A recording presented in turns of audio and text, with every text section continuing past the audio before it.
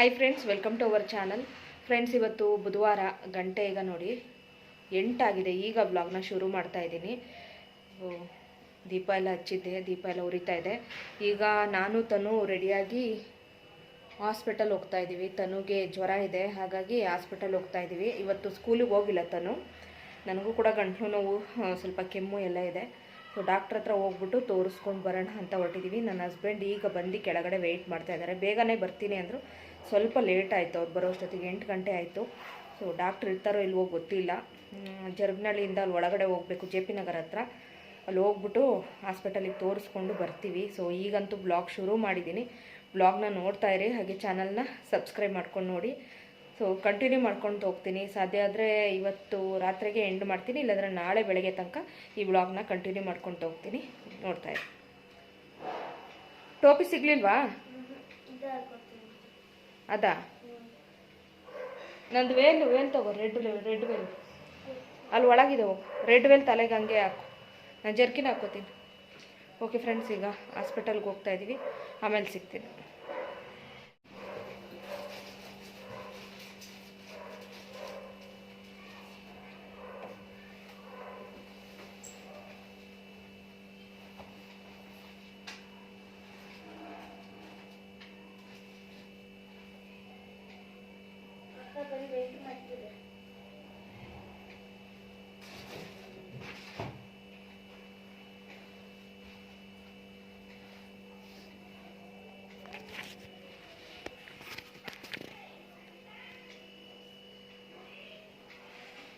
Light ಬಾ.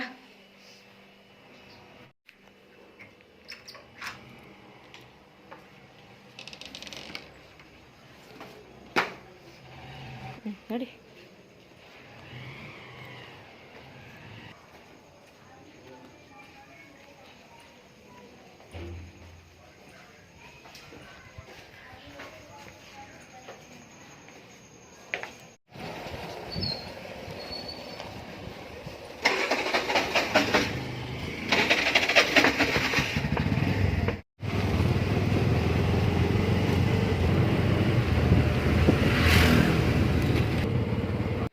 Friends, ಈಗ ನಾವು ಕ್ಲಿನಿಕ್ ಹತ್ರ ಹೋಗ್ತಾ ಇದ್ದೀವಿ. ಸೊ ಎಲ್ಲಿ ಕ್ಲೋಸ್ ಆಗಿಬಿಟ್ಟಿರುತ್ತೋ ಅಂತ ಅಂದ್ಕೊಂಡೇ ಹೋಗ್ತಾ ಇದ್ದೀವಿ. ಮನೆಯಿಂದ ಹೊರಟಾಗಲೇ 8 ಗಂಟೆ ಆಗಿತ್ತು. ಕೆಳಗಡೆ ಹೋಗಿ ಹೊರಡೋ ಹೊತ್ತಿಗೆ 8 ಕಾಲಾಯಿತು. ಹಾಗಾಗಿ ಆ ಕ್ಲಿನಿಕ್ ಹತ್ರ ಹೋಗೋಷ್ಟೊತ್ತಿಗೆ 8:15 ಆಗ್ಬೋದೇನೋ ಅಂದ್ಕೊಂಡು ಹೋಗ್ತಾ ಇದ್ದೀವಿ. ನಾವು ಹೋಗ್ತಾ ಇರೋದು ಜರಗ್ನಳ್ಳಿ ಹತ್ರ ಒಂದು ಶಶಿ ಕ್ಲಿನಿಕ್ ಅಂತ ಇದೆ ಫ್ರೆಂಡ್ಸ್, ಅಲ್ಲಿ ಹೋಗ್ತಾ ಇದ್ದೀವಿ. ಸೊ ತುಂಬ ಜನಕ್ಕೆ ಗೊತ್ತಿರ್ಬೋದು, ಪಾರ್ಕ್ ಎದುರುಗಡೆನೇ ಇದೆ. ಜರಗ್ನಳ್ಳಿ ಒಳಗಡೆ ನೋಡಿ, ಇದೆ ಶಶಿ ಕ್ಲಿನಿಕ್ಕು. ಪಕ್ಕದಲ್ಲೊಂದು ಮೆಡಿಕಲ್ ಸ್ಟೋರ್ ಕೂಡ ಉಂಟು. ಸೊ ಇಲ್ಲಿ ನಾವು ತುಂಬ ವರ್ಷದಿಂದ ಹೋಗ್ತಾ ಇದ್ದೀವಿ. ಚೆನ್ನಾಗಿ ನೋಡ್ತಾರೆ ಅನಿಸುತ್ತೆ ನನಗೆ. ಅಂದರೆ ಅಲ್ಲಿ ಯಾವಾಗಲೂ ಖಾಲಿನೇ ಇರುತ್ತೆ, ಜಾಸ್ತಿ ಜನ ಇರೋದಿಲ್ಲ. ಸೊ ನಾನು ಪ್ರೆಗ್ನೆನ್ಸಿ ಸ್ಟಾರ್ಟಿಂಗ್ ಇದ್ದಾಗ ನನಗೆ ತುಂಬ ಕೆಮ್ಮು, ಸೊ ಒಂಥರ ಅಲರ್ಜಿ ಥರ ಕೆಮ್ಮು ಆಗ್ಬಿಟ್ಟಿತ್ತು. ಆವಾಗಲೂ ನಾನು ಇಲ್ಲೇ ಹೋಗಿ ತೋರಿಸ್ದೆ. ನಾವು ಕೋಣನಕುಂಟೆ ಕ್ರಾಸಲ್ಲಿ ಸುಮಾರು ಕ್ಲಿನಿಕ್ಕಿಗೆಲ್ಲ ತೋರಿಸಿ ಕೆಮ್ಮು ಕಡಿಮೆ ಆಗದಿಲ್ದಾಗ ಇಲ್ಲಿ ಹೋಗಿ ತೋರಿಸಿದ್ದು. ಆವಾಗ ನನಗೆ ಫುಲ್ಲು ಕೆಮ್ಮು ಕಡಿಮೆ ಆಗಿತ್ತು. ಆವಾಗಿಂದ ನನಗೆ ಇಲ್ಲೊಂಥರ ಹುಷಾರಾಗುತ್ತೆ ಅಂತ ಅನಿಸುತ್ತೆ. ಹಂಗಾಗಿ ನಾನು ಅಲ್ಲೇ ಹೋಗಿ ತೋರಿಸ್ತೀನಿ. ಇಂಜೆಕ್ಷನ್ ಕೂಡ ಹಾಕ್ತಾರೆ, ಅಂದರೆ 5 ಡೋಸ್ ಇಂಜೆಕ್ಷನ್ ಎಲ್ಲ ಕೊಡೋದಿಲ್ಲ, ಕಡಿಮೆ ಡೋಸೇಜ್ ಇರೋ ಇಂಜೆಕ್ಷನ್ನೇ ಕೊಡ್ತಾರೆ. ಚೆನ್ನಾಗಿ ನೋಡ್ತಾರೆ. ತನಗೂ ಕ್ಯೂರ್ ಆಗುತ್ತೆ, ನನ್ನ ಹಸ್ಬೆಂಡ್ಗೂ ಕ್ಯೂರ್ ಆಗುತ್ತೆ. ನಾಯಿ ಕಚ್ಚಿದಾಗಲೂ ಕೂಡ ನನ್ನ ಹಸ್ಬೆಂಡ್ ಅಲ್ಲೇ ತೋರಿಸಿದ್ದು. ಸೊ ಈಗ ನಾವು ಮನೆ ಹತ್ರ ಬರ್ತಾ ಇದ್ದೀವಿ. ಹಾಗೆ ಈರುಳ್ಳಿ ಇರಲಿಲ್ಲ ಅಂತೇಳಿ ಈರುಳ್ಳಿ ತೊಗೊಂಡ್ವಿ. ಫ್ರೆಂಡ್ಸ್, ಗಂಟೆ ಈಗ 9 ಆಯಿತು. ಇವಾಗ ಜಸ್ಟ್ ಮನೆಗೆ ಬಂದ್ವಿ. 9ಕ್ಕೆ ಇನ್ನೊಂದು 5 ನಿಮಿಷ ಇದೆ. ಹಾಗೆ ತನಗೊಂದು ಇಂಜೆಕ್ಷನ್ ಕೂಡ ಹಾಕಿಸ್ಕೊಂಬಂದ್ವಿ. ನೋವಾಯ್ತಾ ತನು? ಸ್ವಲ್ಪ ನೋವಾಯಿತು ತನುಗೆ. ಈಗ ನಾನು ಇನ್ನೂ ಅಡುಗೆ ಮಾಡಿಲ್ಲ, ಅಡುಗೆ ಮಾಡಬೇಕು. ಏನು ಅಡುಗೆ ಮಾಡೋದಂತಲೇ ಗೊತ್ತಾಗ್ತಿಲ್ಲ. ರಸಮನ್ನ ಮಾಡೋಣ ಅಂಥೇಳಿ. ಮಸಾಲ ಸಾಂಬಾರು ಏನು ಕೊಡೋದು ಬೇಡ ಅಂಥೇಳಿ ಇವಾಗ ಗಂಜಿ ಮಾಡಿಕೊಡ್ತೀನಿ. ಒಂದು ಗ್ಲಾಸ್ ಅಷ್ಟು ಗಂಜಿ ಕುಡಿದು ಅದಾದಮೇಲೆ ಸ್ವಲ್ಪ ಅನ್ನ ಊಟ ಮಾಡಾಯ್ತಾ.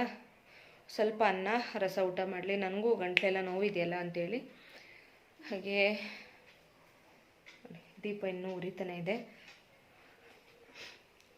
ಸ್ವಲ್ಪ ಕಾಫಿ ಇದೆ, ಹಾಗಾಗಿ ಗಂಟ್ಲಿಗೆ ಒಂಚೂರು ಚುರುಕತ್ಲಿ ಅಂಥೇಳಿ. ಸೊ ಗಂಟ್ಲು ಒಂಥರ ಆಗ್ತದೆ. ಕಾಫಿ ಇದೆ, ಕಾಫಿ ಒಂದು ಗ್ಲಾಸ್ ಕುಡಿದ್ಬಿಟ್ಟು ಅನ್ನ ಮಾಡಿಬಿಟ್ಟು ರಸಮ್ ಮಾಡಿಬಿಡ್ತೀನಿ.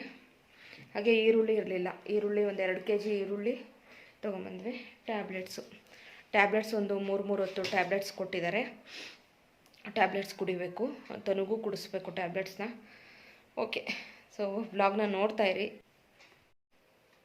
ಓದ್ಕೊಳ್ಳಲ್ವಾ? ಹಾಂ, 9 ಗಂಟೆ ಆದರೆ ಹೀಗೆ ರೆಸ್ಟ್ ಮಾಡ್ತೀಯಾ?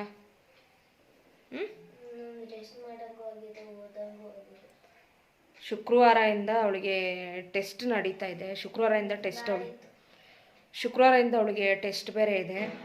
ಸೊ ಇವತ್ತು ಕೂಡ ಹೋಗಿಲ್ಲ. ಸೌಂಡ್ ಕಮ್ಮಿ ಹೇಳಲು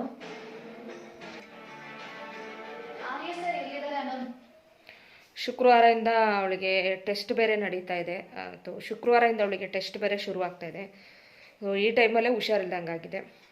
ಇವತ್ತು ಸ್ಕೂಲ್ಗೆ ಕಳಿಸ್ಲಿಲ್ಲ. ಇವತ್ತು ಏನೇನು ಮಾಡಿಸಿದ್ರೋ ಏನೋ ಗೊತ್ತಿಲ್ಲ. ಇವಾಗ ಜ್ವರ ಕಡಿಮೆ ಆಗದೆ ಹೋದರೆ ಮತ್ತೆ ನಾಳೆ ಸ್ಕೂಲಿಗೆ, ಇವತ್ತು ಹೆಂಗಾದ್ರೂ ಕಡಿಮೆ ಆಗಿಬಿಟ್ರೆ ಸಾಕು, ನಾಳೆ ಸ್ಕೂಲ್ಗೆ ಹೋದರೆ ಸಾಕು ಅನ್ನಂಗೆ ಆಗ್ಬಿಟ್ಟಿದೆ. ಏಕೆ ಅಂತ ಹೇಳಿದ್ರೆ ಶುಕ್ರವಾರದಿಂದ ಬೇರೆ ಟೆಸ್ಟ್. ಶುಕ್ರವಾರ ಯಾವ ಚಿನ್ನ? ಬಯಾಲಜಿ ಪ್ರಿಪೇರ್ ಆಗಿದ್ದಾಳೆ. ಏನು ಟೆಕ್ಸ್ಟ್ ಬುಕ್ ಒಂದು ಓದಬೇಕಾ? ಓಕೆ. ಶನಿವಾರ ಇದೆಯಾ? ಇಲ್ಲಲ್ಲ, ಶನಿವಾರ ರಜೆ ಇದೆ. ಸರಿ, ನೋಡೋಣ. ಸ್ವಲ್ಪ ಹೊತ್ತು ಆದ್ರೆ ಓದ್ಕೊ, ಇಲ್ಲಾಂದರೆ ರೆಸ್ಟ್ ಮಾಡು. ಓಕೆನಾ? ಅವ್ರು ಕೊಡೋದೇ ಇಲ್ಲ ಫ್ರೆಂಡ್ಸ್. ಏನಂಗೆ ಅಂತ ಹೇಳಿದರೆ, ಸ್ಕೂಲಿಗೆ ರಜೆ ಹಾಕಿದಾಗ ಯಾರಾದರೂ ಫ್ರೆಂಡ್ಸ್ ಹತ್ರ ನೋಟ್ಸ್ ಕೇಳಿದರೆ ಕಳಿಸ್ತೀನಿ ಅಂತಾರೆ, ಕಳಿಸೋದೇ ಇಲ್ಲ. ತನು ಮಾತ್ರ ಹಂಗಲ್ಲ. ಯಾರು ಕೇಳಿದ್ರು ಇಲ್ಲ ಅಂದೆ ಫೋನ್ ಇಸ್ಕೊಂಡು ಫೋಟೋ ತೆಗೆದ್ಬಿಟ್ಟು ಕಳಿಸ್ಬಿಡ್ತಾಳೆ. ಎಲ್ಲರೂ ಹಂಗೇನೆ ಇರಲ್ಲ, ಅದೊಂದು ಬೇಜಾರಾಗುತ್ತೆ. ಹಂಗಾಗಿ ಕಳ್ಸೋದೇ ಇಲ್ಲ. ಒಂದೊಂದ್ಸತಿ ಬೇಜಾರಾಗುತ್ತೆ ಈ ಥರ ಮಾಡ್ತಾರಲ್ವ ಅಂತೇಳಿ. ಇವಾಗ ಏನು ಬೇಡ ಬಿಡು, ಇವಾಗ ರೆಸ್ಟ್ ಮಾಡು. ನಾಳೆ ಬೆಳಗ್ಗೆ ಸ್ಕೂಲ್ಗೆ ಹೋಗಿ ಅಲ್ಲೇ ಯಾವುದಾದ್ರೂ ಯಾವ್ದಾದ್ರು ಬರ್ಸಿದ್ರೆ ನೋಡಿಕೊಂಡು ಬರ್ಕೊ. ಓಕೆನಾ?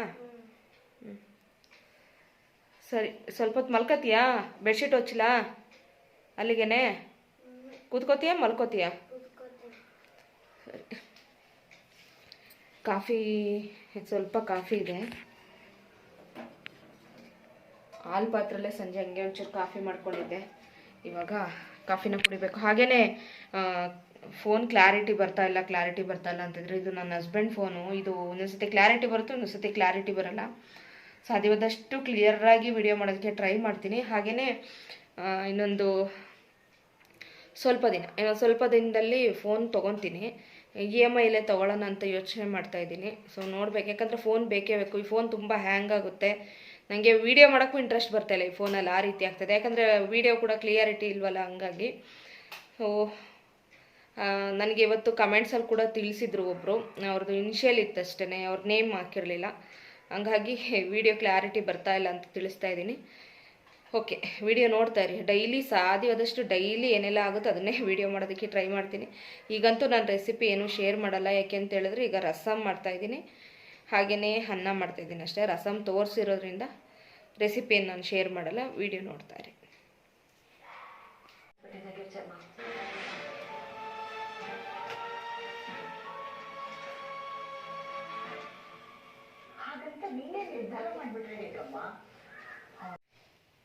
ಫ್ರೆಂಡ್ಸ್, ನಾನಿವಾಗ ಸತ್ಯ ಸೀರಿಯಲ್ ನೋಡ್ತಾ ಇದ್ದೀನಿ. ಈ ನಡುವೆ ಸ್ವಲ್ಪ ಇಂಟ್ರೆಸ್ಟಿಂಗ್ ಆಗಿದೆ. ಅಂದರೆ ಸತ್ಯಂದು ಮ್ಯಾರೇಜ್ ಎಲ್ಲ ಆಯ್ತಲ್ವಾ, ಇವಾಗ ಒಂದು ಸ್ವಲ್ಪ ಇಂಟ್ರೆಸ್ಟಿಂಗ್ ಆಗಿದೆ ಅಂತ ಹೇಳ್ಬಿಟ್ಟು ನೋಡ್ತೀನಿ. ನಾನೇನು ರೆಗ್ಯುಲರಾಗಿ ನೋಡ್ತೀನಿ ಅಂತ ಹೇಳಲ್ಲ. ಯಾವತ್ತು ಇಂಟ್ರೆಸ್ಟ್ ಇರುತ್ತೆ ಅವತ್ತು ನೋಡ್ತೀನಿ, ಇಲ್ಲದೇ ಇದ್ದರೆ ನೋಡಲ್ಲ. ಪುಟ್ಟಕ್ಕನ ಮಕ್ಕಳು ಸೀರಿಯಲ್ಲು ಸ್ವಲ್ಪ ಡೈಲಿ ನೋಡೋದಕ್ಕೆ ಇಷ್ಟಪಡ್ತೀನಿ. ಅಕಸ್ಮಾತ್ 7:30ಗೆ ನೋಡ್ಕೊಳಕ್ಕಾಗಲಿಲ್ಲ, ತನು ಏನಾದರೂ ಓದ್ಕೋತಾ ಇದ್ದಾಗ ನೋಡೋಕ್ಕಾಗಿಲ್ಲ ಅಂದಾಗ ರಾತ್ರಿ 10:30ಗೆ ಒಂದು ಸಲ ಬರುತ್ತೆ ನೋಡಿ, ಅವಾಗ ನೋಡ್ತೀನಿ. ಚೆನ್ನಾಗಿ ಬರ್ತಾಯಿದೆ ಈ ನಡುವೆ ಸತ್ಯ, ಇಷ್ಟ ಆಗ್ತಾಯಿದೆ ನನಗೆ. ನೀವೆಲ್ಲ ಯಾರೆಲ್ಲ ನೋಡ್ತೀರಾ ಅಂತ ನನಗೆ ಕಮೆಂಟ್ಸಲ್ಲಿ ತಿಳಿಸಿ. ಹಾಗೆಯೇ ಇವಾಗ ನಾನು ಗಂಜಿ ಮಾಡ್ತಾಯಿದ್ದೀನಿ. ಗಂಜಿ ಮಾಡೋದಕ್ಕೆ ಸ್ವಲ್ಪ ನೀರನ್ನು ಈ ಬಾಣಲೆಯಲ್ಲೇ ಇಡ್ತಾಯಿದ್ದೀನಿ. ಸ್ವಲ್ಪ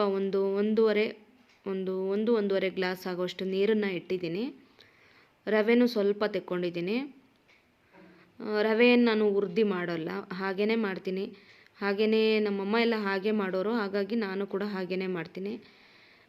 ಸ್ವಲ್ಪ ಟೇಸ್ಟಿಗೆ ಬೆಲ್ಲ ಹಾಕ್ತೀನಿ. ತನುಗೆ ಸಪ್ಪೆ ಆದರೂ ಕುಡಿಯೋದಿಲ್ಲ, ಬರೀ ಉಪ್ಪು ಹಾಕಿದ್ರೂ ಕೂಡ ಕುಡಿಯಲ್ಲ. ಬೆಲ್ಲ ಹಾಕಿದ್ರೆ ಟೇಸ್ಟಿ ಆಗಿರುತ್ತೆ ಅಲ್ವಾ, ಸ್ವಲ್ಪ ಕುಡಿಯೋದಕ್ಕಾಗುತ್ತೆ ಅಂತೇಳಿ ಬೆಲ್ಲ ಹಾಕ್ತಾಯಿದ್ದೀನಿ. ಬೆಲ್ಲನ ನಾನು ಪೌಡ್ರ್ ಮಾಡಿ ಎತ್ತಿಟ್ಕೊಂಡಿದ್ದೆ ಅಲ್ವಾ, ಅದನ್ನೇ ತೆಗ್ದು ಹಾಕಿದೆ. ನೀರು ಚೆನ್ನಾಗಿ ಕುದಿಬೇಕು. ಕುದಿ ಬಂದಾಗ ಆ ರವೆನ ತೆಗೆದು ಹಾಕಿದ್ರಾಯಿತು. ಈಗ ನಾನು ಅನ್ನಕ್ಕಿಡ್ತಾಯಿದ್ದೀನಿ. ಈ ಸೈಡು ಸ್ಟವ್ ಖಾಲಿ ಇದೆಯಲ್ವಾ, ಅನ್ನಕ್ಕಿಟ್ಬಿಡೋಣ ಅಂತ ಅನ್ನಕ್ಕಿಡ್ತಾಯಿದ್ದೀನಿ. ಬಿಸಿ ನೀರನ್ನು ಆಲ್ರೆಡಿ ನಾನು ಕಾಯಿಸ್ಬಿಟ್ಟಿಟ್ಟಿದ್ದೀನಿ. ನಾವೆಲ್ಲರೂ ಕೂಡ ಬಿಸಿ ನೀರೇ ಕುಡಿತಾ ಇರೋದು, ತಣ್ಣೀರು ಕುಡಿತಾನೆ ಇಲ್ಲ. ಆದರೂ ಕೂಡ ಎಲ್ರಿಗೂ ಸ್ವಲ್ಪ ಕೋಲ್ಡು ಹಾಗೆಯೇ ಕೆಮ್ಮೆಲ್ಲ ಆಗಿದೆ. ನನಗೆ ಗಂಟ್ಲು ನೋವು, ಸ್ವಲ್ಪ ಕೆಮ್ಮಿದೆ, ಶೀತ ಏನಿಲ್ಲ. ನನ್ನ ಹಸ್ಬೆಂಡ್ಗೆ ಶೀತ, ಹೀಗೆ ಸ್ವಲ್ಪ ತಲೆನೋವೆಲ್ಲ ಆಗಿದೆ. ತನುಗೆ ಸ್ವಲ್ಪ ಶೀತ ಮತ್ತು ಜ್ವರ. ಸೊ ಬಿಟ್ಟು ಜ್ವರ 3 ದಿನದಿಂದ ಬಂತು. 2 ದಿನ ರಜೆ ಹಾಕ್ಸಿದಾಗ ಆಯಿತು. ನಾನು ಈ ಸಲ ಸೋಮವಾರ ಹಾಕ್ಸಿದೆ ಮತ್ತು ಬುಧವಾರ ಹಾಕ್ಸಿದೆ. ಈ ಕಡೆ ಸೈಡೀಗ ಅನ್ನಕ್ಕೆ ಇಟ್ಟಿದ್ದೀನಿ. ನಾನು ಓಪನ್ ಪಾತ್ರೆಯಲ್ಲೇ ನಾನು ಮಾಡೋದು, ಅಂದರೆ ಕುಕ್ಕರಲ್ಲಿ ಮಾಡಲ್ಲ. ಸೊ ನಾನು ತುಂಬ ಸಲ ಹೇಳಿದ್ದೀನಿ, ನೀವು ಯಾಕೆ ಪಾತ್ರೆಯಲ್ಲಿ ಮಾಡ್ತೀರಾ ಅಂತ ಕೇಳ್ತಾನೆ ಇರ್ತೀರಲ್ವ, ಹಾಗಾಗಿ ಹೇಳ್ತಾ ಇದ್ದೀನಿ. ಕುಕ್ಕರಲ್ಲಿ ನನಗೆ ಅಷ್ಟೊಂದು ಇಷ್ಟ ಆಗೋಲ್ಲ. ನಮ್ಮ ಮನೆಯವ್ರಿಗೂ ಅಷ್ಟೊಂದು ಕುಕ್ಕರನ್ನು ತಣ್ಣ ಆದಮೇಲೆ ತಿನ್ನೋಕ್ಕಾಗಲ್ಲ ಅಂತಾರೆ. ಹಂಗಾಗ್ಬಿಟ್ಟು ನಾನು ಅನ್ನನ ಈ ರೀತಿ ಮಾಡ್ತೀನಿ, ಬಸ್ದ್ಬಿಟ್ಟು ಮಾಡ್ತೀನಿ. ಒಂದೊಂದು ಸಲ ಬಸಿತೀನಿ, ನೀರು ಒಂದೊಂದು ಸಲ ಹಾಗೇ ಇಂಕೊಂಬಿಡುತ್ತೆ, ಸ್ವಲ್ಪ ಕಡಿಮೆ ಆದಾಗ ಅಷ್ಟೇ. ಈಗ ಬಿಸಿ ನೀರು ಕಾಯ್ದಿದೆ. ಕಾಯ್ದಾದ್ಮೇಲೆ ಈಗ ನಾನು ರವೆ ನೋಡ್ಕೊಂಬಿಟ್ಟು ಹಾಕ್ತಾಯಿದ್ದೀನಿ. ಕರೆಕ್ಟಾಗಿ ತೆಳುವಾಗಿ ಬರಬೇಕಲ್ವ, ಹಂಗಾಗಿ ನೋಡ್ಕೊಂಡು ಹಾಕ್ತಾಯಿದ್ದೀನಿ. ತುಂಬ ಗಟ್ಟಿಯಾಗಿ ಮಾಡಿಬಿಟ್ರೆ ಕುಡಿಯೋಕ್ಕಾಗಲ್ಲ, ಚೆನ್ನಾಗಾಗಲ್ಲ. ಹಂಗಾಗಿ ಸ್ವಲ್ಪ ಕುಡಿಯೋ ಥರ ಇರಲಿ ಅಂತೇಳ್ಬಿಟ್ಟು ತೆಳುವಾಗಿ ನೋಡ್ಕೊಂಡು ಮಾಡ್ತಾಯಿದ್ದೀನಿ. ಹಾಗೆ ಈಗ ನಾನು ರಸಮ್ ಮಾಡ್ತಾಯಿದ್ದೀನಿ. ರಸಮ್ಮು ಅಂದರೆ ಸ್ವಲ್ಪ ಮೆಣಸು ಜೀರಿಗೆ ಎಲ್ಲ ಹಾಕ್ಬಿಟ್ಟು ಚೆನ್ನಾಗಿ ರಸಮ್ ಥರ ಮಾಡ್ತಾಯಿದ್ದೀನಿ. ಮೆಣಸಿನ ಸಾರು ಥರನೇ, ಸ್ವಲ್ಪ ಜಾಸ್ತಿ ಹಾಕ್ತಾಯಿದ್ದೀನಿ ಅಷ್ಟೇ, ಮೆಣಸು ಜೀರಿಗೆ ಎಲ್ಲ. ಜೀರಿಗೆ ಮೆಣಸು ಬೆಳ್ಳುಳ್ಳಿ ರಸಮ್ ಅಂತ ಇದು ಚೆನ್ನಾಗಿರುತ್ತೆ. ಶೀತ ಕೆಮ್ಮು ಜ್ವರ ಬಂದಾಗ ಈ ರೀತಿ ಮಾಡಿಕೊಂಡು ಊಟ ಮಾಡಿದ್ರೆ ಚೆನ್ನಾಗಿ ಅನಿಸುತ್ತೆ. ಸೊ ಮೆಣಸು ಮತ್ತು ಜೀರಿಗೆ ಎರಡೂ ಈಗ ನಾನು ಸಮ ಪ್ರಮಾಣದಲ್ಲಿ ಹಾಕ್ಕೋತಾ ಇದ್ದೀನಿ. ಸ್ವಲ್ಪ ಜಾಸ್ತಿ ಹಾಕ್ಕೊತಾ ಇದ್ದೀನಿ, ಅಂದರೆ ಒಂದೊಂದು ಟೇಬಲ್ ಸ್ಪೂನಷ್ಟು ನಾನು ಹಾಕ್ಕೋತಾ ಇದ್ದೀನಿ ಎರಡೂ ಕೂಡ.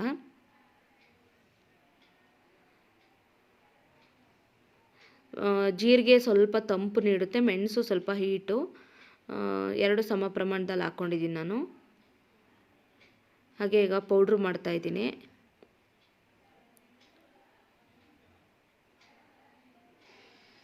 ಪೌಡ್ರು ಮಾಡ್ತಾ ಇರೋ ಟೈಮಲ್ಲೇ ಈಗ ಗಂಜಿ ಕೂಡ ನಾನು ತಿರುಗಿಸ್ತಾ ಇದ್ದೀನಿ. ಸೊ ಗಂಜಿನೂ ಸ್ವಲ್ಪ ಬೇಯಬೇಕು. ಒಂದು 4-5 ನಿಮಿಷ ಬೇಯಿಸ್ಬಿಟ್ರೆ ಗಂಜಿ ರೆಡಿ ಆಗುತ್ತೆ. ಸೊ ಬಿಸಿ ಗಂಜಿ ಈಗ ರೆಡಿಯಾಗಿದೆ. ಈಗ ಬೌಲ್ಗೆ ಹಾಕ್ಬಿಟ್ಟು ನಾನು ತನುಗೆ ಕೊಡ್ತಾಯಿದ್ದೀನಿ.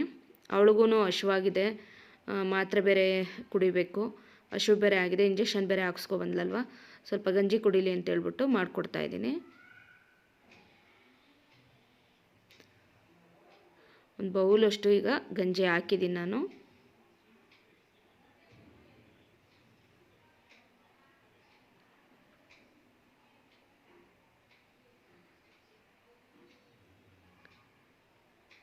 ನೋಡಿ ಇಷ್ಟು ತೆಳುವಾಗಿದೆ.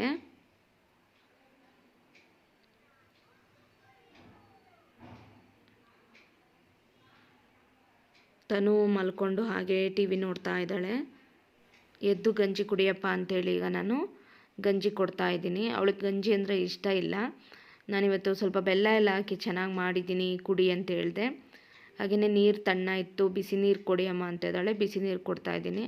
ಸೊ ಇವತ್ತೆಲ್ಲ ಅವಳಿಗೆ ಜ್ವರ ಬಂದಿದ್ದಕ್ಕೂ ಮುಖ ಎಲ್ಲ ಸಪ್ಪೆ ಆಗಿಬಿಡ್ತು. ನಾನು ನನ್ನ ಹಸ್ಬೆಂಡ್ಗೆ ಬೆಳಗ್ಗೆಯಿಂದ ಫೋನ್ ಮಾಡಿ ಹೇಳ್ತಾ ಇದ್ದೆ, ಸೊ ಹಾಸ್ಪಿಟಲ್ ಹೋಗೋಣ ಅಂತೇಳಿ. ಡಾಕ್ಟ್ರು ಸಂಜೆ ಸಿಗ್ತಾರೆ, ಸಂಜೆ ಬರ್ತೀನಿ ಅಂತ ಅಂದರು. ಅಂತೂ 8 ಗಂಟೆ ಆಯಿತು ಅವ್ರು ಬರೋ ಅಷ್ಟರಲ್ಲಿ. ಇವತ್ತು KR ಪುರಂ ಸೈಡ್ ಇದ್ದೀನಿ ಅಂತ ಅಂದರು, ಹಂಗಾಗಿ ಲೇಟ್ ಆಯಿತು. ಇವಾಗೆಲ್ಲ ಸ್ವಲ್ಪ ಜ್ವರ ಕಡಿಮೆ ಆಗಿತ್ತು. ಇಂಜೆಕ್ಷನ್ ಹಾಕ್ಸ್ಕೊಂಡ್ಮೇಲಂತೂ ಜ್ವರ ಎಲ್ಲ ಬಿಟ್ಟು ಸ್ವಲ್ಪ ಮೈಯೆಲ್ಲ ತಣ್ಣ ಆಯಿತು. ನಾನಿವಾಗ ರಸಮ್ಗೆ ಟೊಮೆಟೊ ಹಾಕ್ತಾಯಿದ್ದೀನಿ. 3 ಟೊಮೆಟೊ ತೊಗೊತಾ ಇದ್ದೀನಿ ಅಷ್ಟೇ. ಇದರ ಜೊತೆಗೆ ನಾನು ಹುಣ್ಸೆಹಣ್ಣು ಕೂಡ ಸೇರಿಸೋದ್ರಿಂದ 3 ಟೊಮೆಟೊ ಹಾಕ್ತಾಯಿದ್ದೀನಿ ಅಷ್ಟೇ.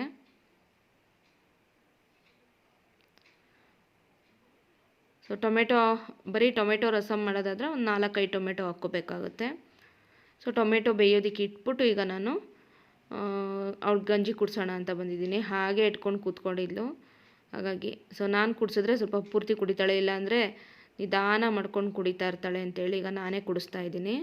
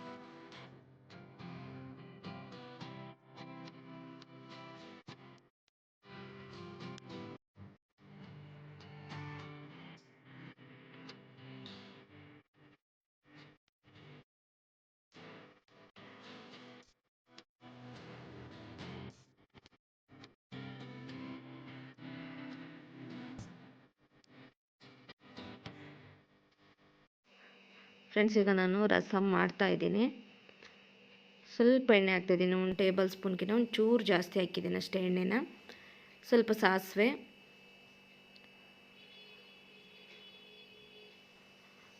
ಹಾಗೆಯೇ ಇದರಲ್ಲಿ ಬೆಳ್ಳುಳ್ಳಿ, 1 ಬೆಳ್ಳುಳ್ಳಿ ಕುಟ್ಟಿದ್ದೀನಿ, ಮತ್ತು ಮೆಣಸು, ಜೀರಿಗೆ ಅಷ್ಟನ್ನು ಪೌಡ್ರ್ ಮಾಡಿದ್ನಲ್ವ ಅದನ್ನೆಲ್ಲ ಹಾಕ್ತಾಯಿದ್ದೀನಿ.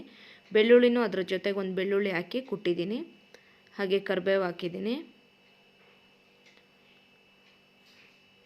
ಹಾಗೆ 3 ಒಣಮೆಣಸಿಕಾಯಿ ಹಾಕ್ತಾಯಿದ್ದೀನಿ.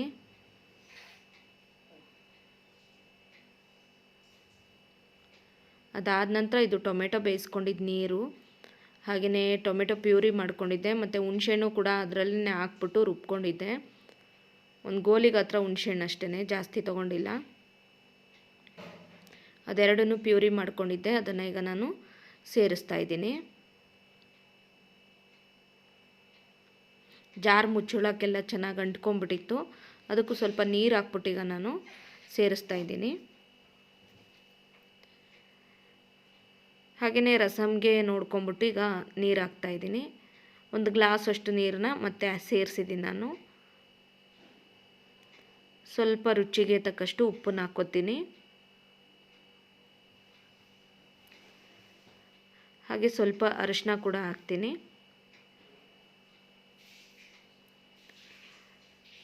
ಸೊ ಇಷ್ಟೇ ಹಾಕೋದು. ಕೊನೆಗೆ ಒಂಚೂರು ಕೊತ್ತಂಬರಿ ಸೊಪ್ಪು ಕೂಡ ಹಾಕ್ತೀನಿ. ಇಷ್ಟನ್ನು ಹಾಕ್ಬಿಟ್ಟು ಚೆನ್ನಾಗಿ ಈಗ ನಾನು ಕುದಿಸ್ಬಿಡ್ತೀನಿ.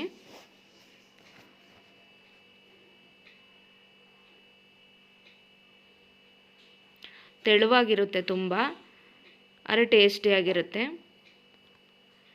ಹಾಗೆಯೇ ಇವಾಗ ನಾನು ಪಾತ್ರೆಗಳನ್ನೆಲ್ಲ ತೊಳೆದ್ಬಿಡ್ತೀನಿ, ಅಂದರೆ ಮತ್ತೆ ಎಕ್ಸ್ಟ್ರಾ ಆಗಬಾರ್ದಲ್ವ. ಹಂಗಾಗಿ ಸ್ವಲ್ಪ ಸ್ವಲ್ಪ ಪಾತ್ರೆ ಬಿದ್ದಾಗಲೇ ಅಡುಗೆ ಮಾಡ್ಕೊತಾನೆ ತೊಳೆದ್ಬಿಟ್ರೆ ಮತ್ತು ಪಾತ್ರೆಗಳು ಜಾಸ್ತಿ ಬೀಳಲ್ಲ, ಹೆವಿ ಅನಿಸಲ್ಲ. ಆಮೇಲೆ ಒಂದೇ ಸತಿ ತೊಳಿಬೇಕಾದ್ರೆ ತುಂಬ ಹಿಂಸೆ ಅನಿಸ್ಬಿಡುತ್ತೆ. ಹಾಗಾಗಿ ಆವಾಗವಾಗ ಬಿದ್ದಿದ್ದ ಸ್ವಲ್ಪ ಸ್ವಲ್ಪ ಪಾತ್ರೆಗಳನ್ನ ಈ ರೀತಿ ಅಡುಗೆ ಮಾಡ್ಕೊಳ್ತಾ ಮಧ್ಯದಲ್ಲೇ ತೊಳ್ಕೊಬಿಡ್ತೀನಿ.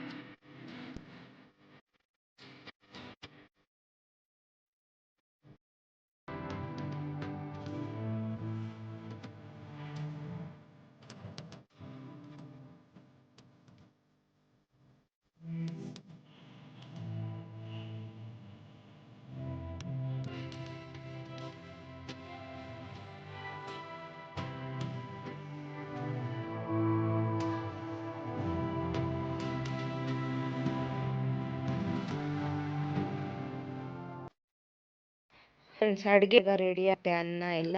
ಸೊ ಎಲ್ಲದನ್ನು ಕರೆಕ್ಟಾಗಿ ಈಗ ನಾನು ಎತ್ತಿಟ್ಟು ಸ್ವಲ್ಪ ಅಡುಗೆ ಮನೆ ಕ್ಲೀನ್ ಮಾಡ್ತಾಯಿದ್ದೀನಿ. ಅಷ್ಟರಲ್ಲಿ ನನ್ನ ಹಸ್ಬೆಂಡ್ ಕೂಡ ಬಂದರು. ನಂಚ್ಕೊಳ್ಳೋದಕ್ಕೆ ಅಂತ ಏನೂ ಮಾಡಿಲ್ಲ, ಏಕೆಂದರೆ ಹುಷಾರಿಲ್ವಲ್ಲ, ಹಾಗಾಗಿ ಏನು ಆಯಿಲ್ ಐಟಮ್ ತಿನ್ನೋದು ಬೇಡ ಅಂತೇಳಿ ಏನನ್ನು ಮಾಡಿಲ್ಲ. ನಮ್ಮ ಮನೆ ಅಂತೂ ಗೊಂಬೆ ಓಡ್ತಾನೇ ಇದೆ ಟಿ ವಿಯಲ್ಲಿ. ಸುಮ್ಮನೆ ಇರ್ತಾನ.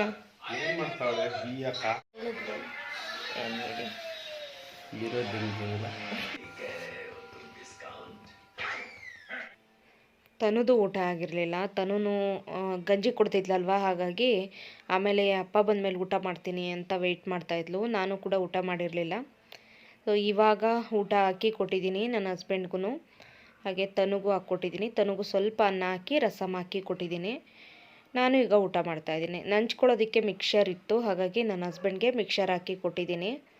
ಸೊ ಅವರು ಕೂಡ ಈಗ ಊಟ ಮಾಡ್ತಾಯಿದ್ದಾರೆ. ಸೊ ಚಳಿ ಇರೋದ್ರಿಂದ ಎಲ್ಲ ಮೇಲೆ ಕೂತ್ಕೊಂಡು ಊಟ ಮಾಡ್ತಾಯಿದ್ದೀವಿ. ಕೆಳಗಡೆ ನೆಲದಲ್ಲಿ ಕೂತ್ಕೊಳ್ಳೋಕ್ಕಾಗಲ್ಲ, ಅಷ್ಟೊಂದು ಚಳಿ ಇದೆ, ಥಂಡಿ ಇದೆ, ಹಾಗಾಗಿ ಮೇಲೆ ಕೂತ್ಕೊಂಡು ಊಟ ಮಾಡ್ತಾಯಿದ್ದೀವಿ. ಸೊ ಊಟ ಮಾಡಿದ್ಮೇಲೆ ಊಟ ಮಾಡಿದ ಪಾತ್ರೆಗಳು ಮಾತ್ರ ತೊಳೆದ್ಬಿಟ್ಟು ಸೊ ಮಲಗೋದಷ್ಟೇ. ಫ್ರೆಂಡ್ಸ್, ಈಗ ಗಂಟೆ 11 ಆಯಿತು. ಸೊ ಈಗ ಮಲಗ್ತಾ ಇದ್ದೀನಿ. ಈ ವ್ಲಾಗ್ನ ಇಲ್ಲಿಗೆ ಎಂಡ್ ಮಾಡಿಬಿಡ್ತೀನಿ. ವ್ಲಾಗ್ ಇಲ್ಲಾಂದರೆ ಲೆಂತಿ ಆಗಿಬಿಡುತ್ತೆ, ಹಾಗಾಗಿ ಸೊ ಚಾನಲ್ನ ಹೊಸದಾಗಿ ನೋಡ್ತಿರೋರು ಸಬ್ಸ್ಕ್ರೈಬ್ ಮಾಡಿ, ವಿಡಿಯೋ ಇಷ್ಟ ಆದರೆ ಲೈಕ್ ಮಾಡಿ. ಮತ್ತೆ ನಾಳೆ ಇನ್ನೊಂದು ಹೊಸ ವ್ಲಾಗ್ ಜೊತೆ ಬರ್ತೀನಿ. ಬಾಯ್, ಟೇಕ್ ಕೇರ್.